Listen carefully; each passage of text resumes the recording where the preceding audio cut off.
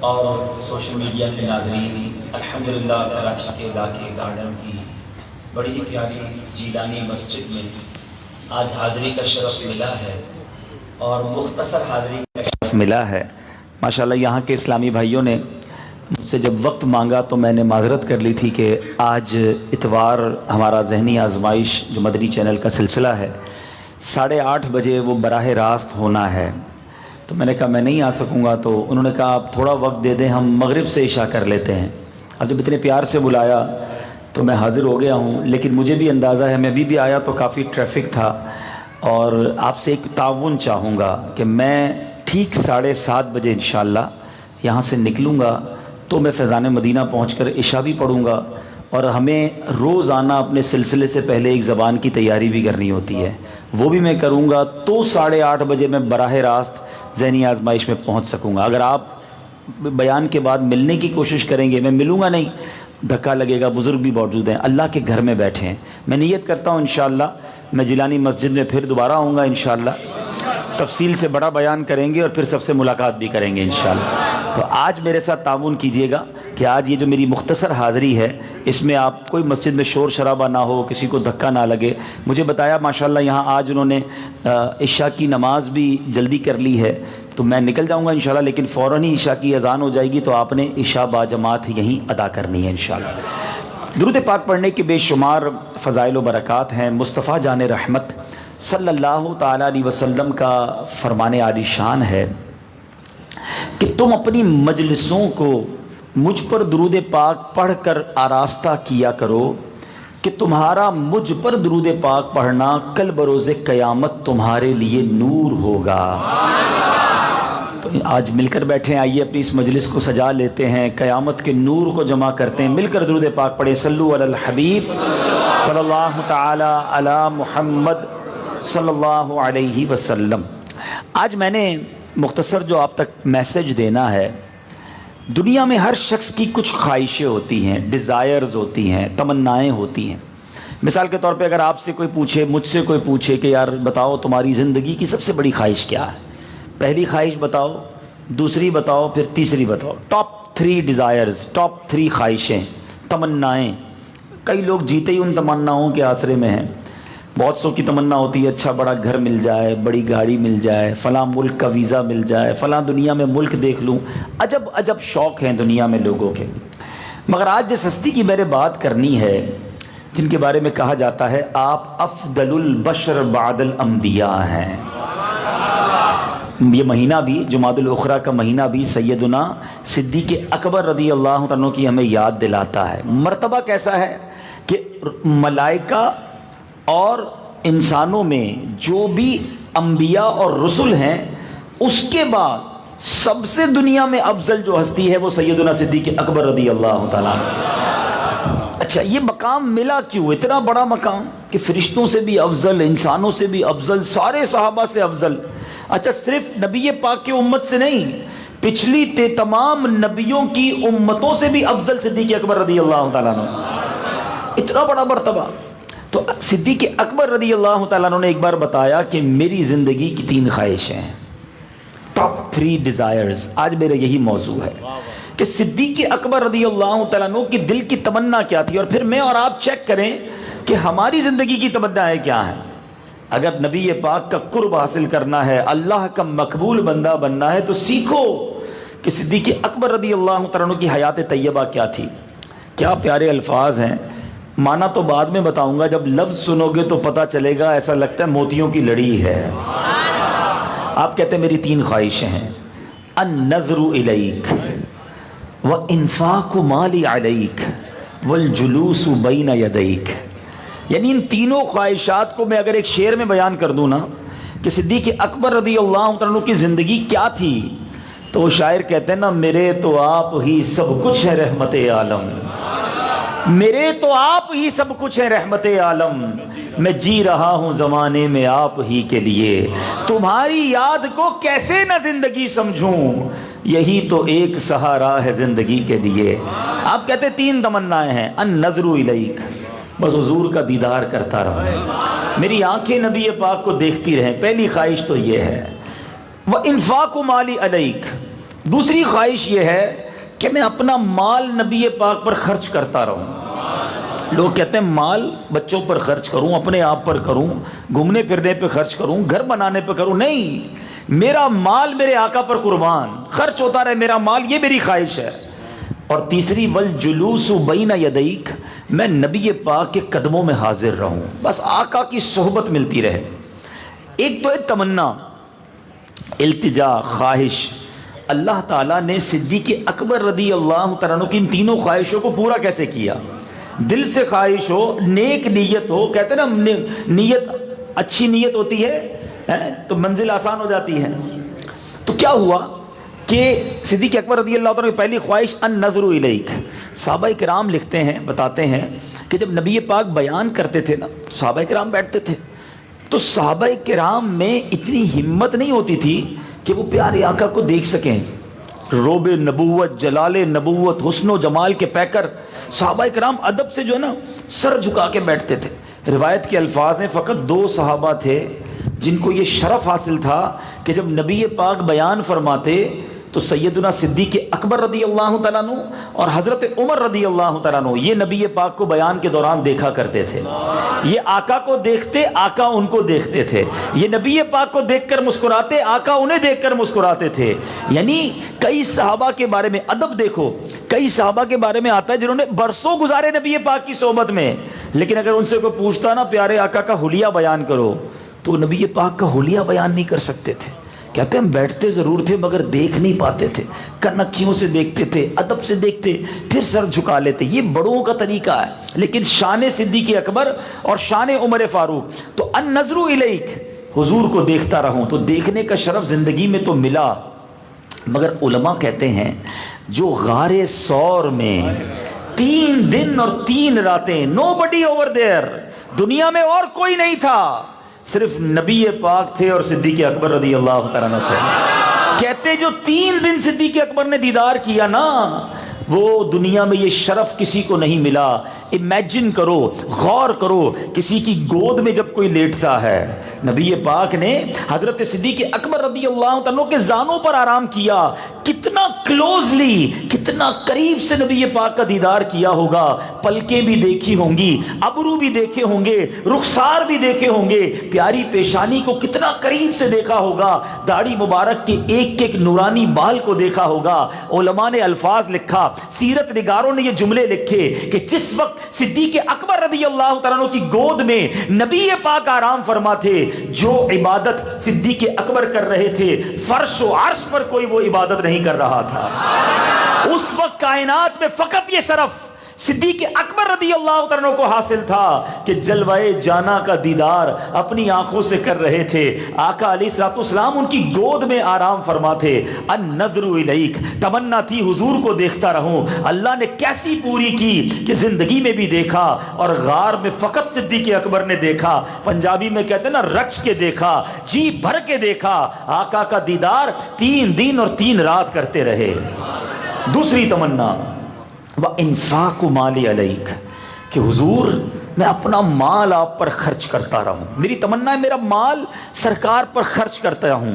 صدیق اکبر رضی اللہ تعالیٰ عنہ نے ایک بار نہیں، 1 سے زائد بار اپنا مال نبی پاک کی بارگاہ میں پیش کیا. بہت مال پیش کیا. بلکہ ایک جملہ سن لو، آپ کو اندازہ ہوگا صدیق اکبر کا مرتبہ کیا. ایسے نہیں پیار کرتے سیدنا صدیق اکبر رضی اللہ تعالیٰ عنہ سے. سیدنا ابوبکر صدیق کے بارے میں میرے آقا فرماتے ہیں، حدیث کا مضمون ہے، مجھ پر اور لوگوں نے بھی احسان کیے. اچھا یہ بڑوں کی بڑی باتیں ہوتی ہیں، احسان تو نبی پاک نے کیا ہے سب پر، امتی کیا احسان کرے گا. مگر نبی پاک کا انداز دیکھیں. میرے آقا فرماتے ہیں مجھ پر اور لوگوں نے بھی احسانات کیے، سب کے احسانوں کا بدلہ میں نے چکا دیا، مگر صدیق اکبر نے جو مجھ پر احسان کیا ہے اس کا بدلہ قیامت کے دن رب سے لے کر صدیق اکبر کو عطا فرماؤں گا. کسی اور کے مال نے، ایک اور حدیث کے الفاظ ہیں، کسی اور کے مال نے مجھے اتنا فائدہ نہیں پہنچایا جو صدیق اکبر رضی اللہ عنہ کے مال نے مجھے پہنچایا. نبی پاک حضرت ابوبکر صدیق رضی اللہ عنہ کا مال کیسے خرچ کرتے تھے پتہ ہے آپ کو؟ اتنی کلوزنس تھی، اتنی محبت تھی کہ پیارے آقا حضرت ابوبکر صدیق کا مال یوں خرچ کرتے تھے جیسے اپنا مال خرچ کرتے ہیں. ان کی جیب سے لے لینا، ان سے مانگ، یعنی بہت جب قریب ہوتا ہے انسان یعنی محبوب و محب میں نہیں میرا تیرا. ایسا پیار تھا کہ نبی پاک صدیق اکبر کا مال خود ہی خرچ فرمایا کرتے تھے. ایک بار کیا ہوا، غزوہ تبوک کا موقع ہے، جیش اسرت کہتے ہیں اس غزوے کو، تنگی والا غزوہ کہا جاتا ہے. سیرت ضرور پڑھیں نبی پاک کی، اور یہ مہینہ ہے خاص طور پہ غزوہ تبوک کو پڑھیں اور غار ہجرت مدینہ کے واقعہ کو پڑھیں، ایمان تازہ ہو جائے گا. یہ دو واقعات ایسے ہیں جو بار بار سننے کو جی چاہتا ہے. غزوہ تبوک میں کیا ہوا، نبی پاک نے اناؤنس کیا کہ مسلمانوں کو مال کی ضرورت ہے، اللہ کی راہ میں خرچ کرو. یہ وہی غزوہ ہے جس میں حضرت عثمان غنی نے ایک بار 100 اونٹ، پھر دوبارہ کھڑے ہو کر 100 اونٹ، تیسری بار کھڑے ہو کر بھی 100 اونٹ بما سامان کی نیت کی. نبی پاک نے حضرت عثمان غنی کو جنت کی بشارت عطا فرما دی. یعنی صحابہ نے جی بھر کر مال پیش کیا. حضرت عمر رضی اللہ تعالیٰ کہتے ہیں میرے پاس ان دنوں مال اچھا تھا، تھوڑے پیسے تھے، میں نے سوچا ہر بار ابو بکر صدیقی آگے بڑھ جاتے ہیں، اس بار موقع ہے میں زیادہ مال لے جاتا ہوں تاکہ اس بار نیکیوں میں آگے بڑھ جاؤں. سنو جیلانی مسجد والو، یہ بھی کمپٹیشن تھا، یہ بھی مقابلہ تھا.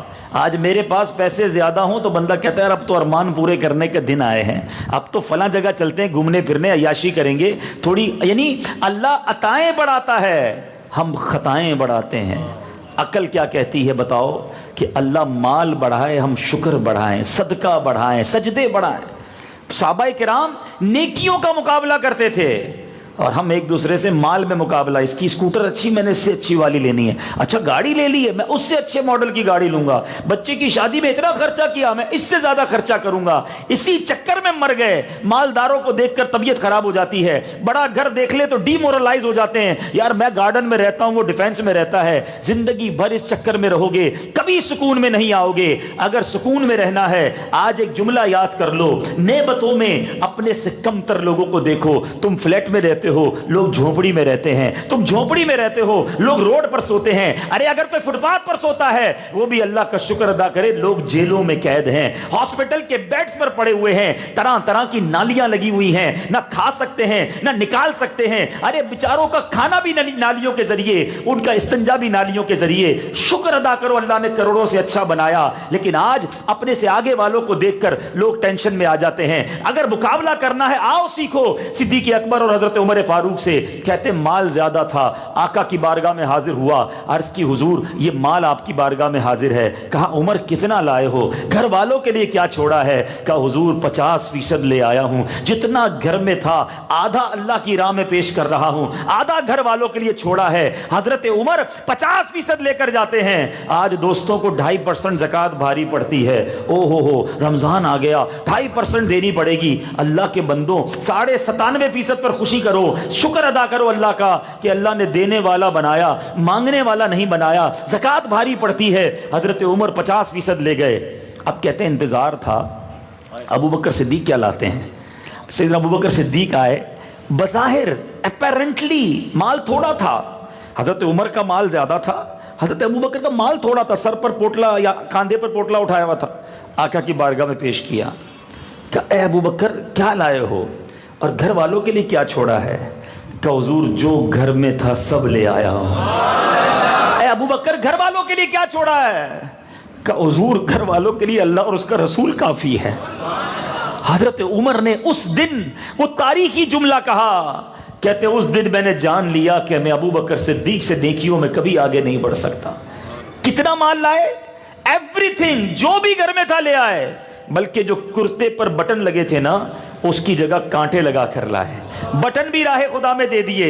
نبی پاک کی بارگاہ میں جبریل امین حاضر ہوئے. جبریل امین نے جب آئے آقا کی بارگاہ میں پہنچے تو جبریل امین کے لباس پر کانٹے لگے تھے. نبی پاک نے کہا جبریل یہ آج کیسا لباس پہنا ہے؟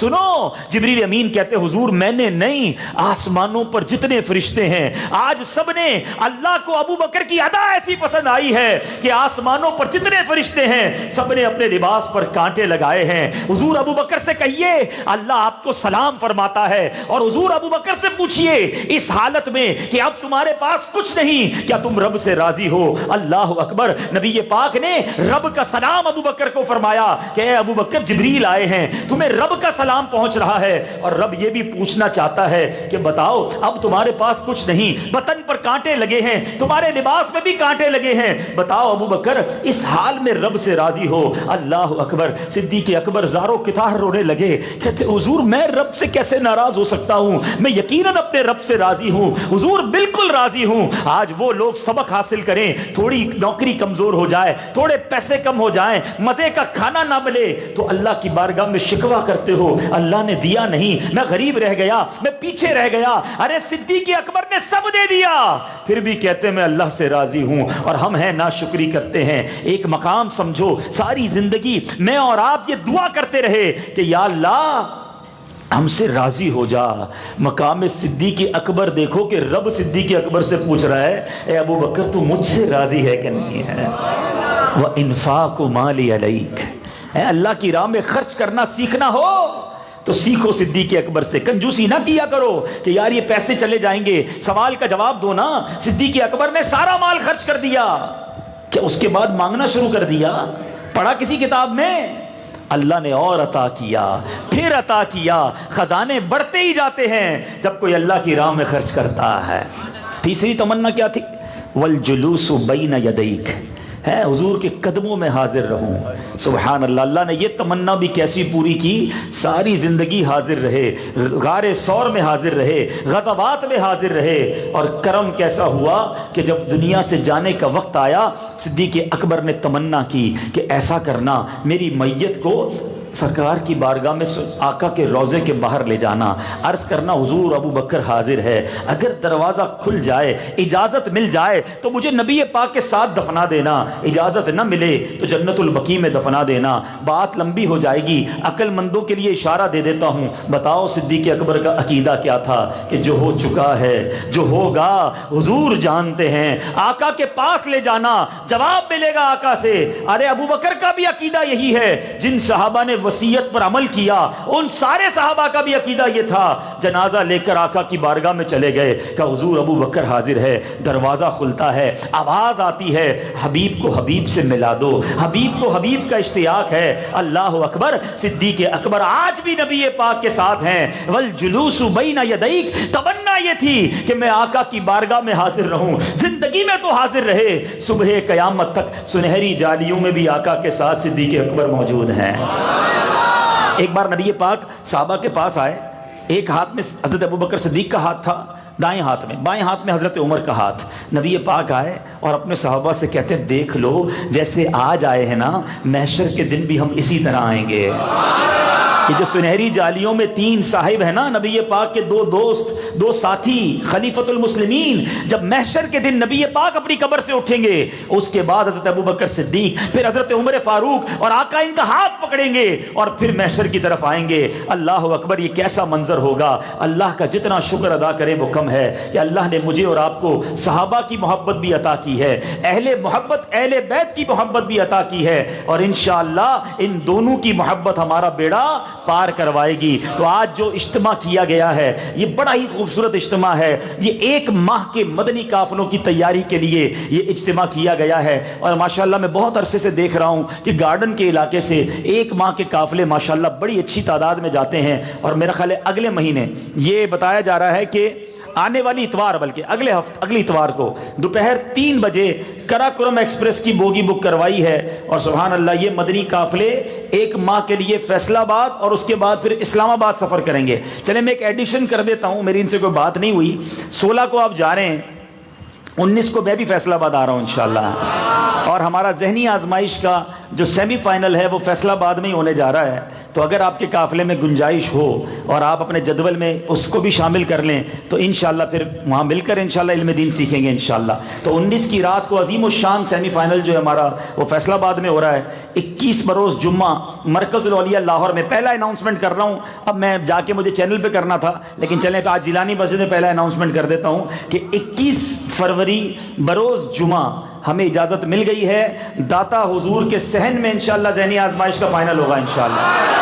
یہ الحمدللہ میں پرمیشن انتظامیہ نے دے دی ہے، اللہ نے چاہا داتا کے قدموں میں فیضان داتا لیں گے انشاءاللہ۔ تو کراچی والوں کو بھی اجازت ہے اسی قافلے میں چلے جائیں بھائی، قافلے کا قافلہ بھی ہو جائے گا انشاءاللہ، علم دین بھی سیکھیں گے۔ تو نیت کریں انشاءاللہ کہ 1 ماہ کے قافلے میں آئندہ اتوار کراکورم ایکسپریس سے قافلہ سفر کریں گے۔ چلیں نیچے کہ انہوں نے ڈسکاؤنٹ بھی دے دیا ہے، جو 1 ماہ سفر نہیں کر سکتے وہ 12 دن کی نیت کر لیں۔ تو نیت کریں، میں دعا کرتا ہوں یا اللہ جو جو مدنی قافلے میں سفر کریں اسی سال انہیں مدینے کی حاضری عطا فرما۔ کون کون نیت کرتا ہے انشاءاللہ؟ ہمت کریں۔ سبحان اللہ، دیکھیں یہ دن ایسے ہی گزر جائیں گے، گھومنے پھرنے لوگ جاتے ہیں، اللہ کی راہ میں جائیں گے، کتنی نیکیاں ملیں گی، کتنا علم دین ملے گا، تو کیا ہی اچھا ہو۔ اسلامی میں موجود ہیں ہمارے مدنی قافلہ، کھڑے ہو جائیں، اگر نام بھی لکھا دیں، ہاتھ کھڑا کریں نا، میں آپ کے پاس آیا ہوں، مہمان ہوں، کون کون کرے گا انشاءاللہ؟ ہاتھ کھڑا کریں اور یہ نام بھی لکھوا دیں، جنہوں نے نام نہیں لکھوایا نام لکھوا دیں۔ یا اللہ جو جو آج نام لکھوائیں اس سال حج کے اللہ کی بارگاہ میں تو کوئی کمی نہیں ہے نا، وہ کریم ہے، وہ اسباب بنا دے گا۔ کیا پتا اب قافلے سے واپس آئیں اور مدینے کا راستہ بھی کھل جائے، مدینے کا سفر ہو جائے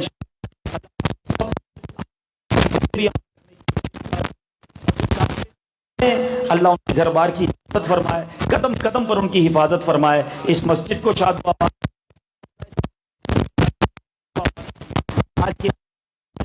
کی، اے اللہ ان سب کو بھی اس کی بہترین جزا عطا فرما۔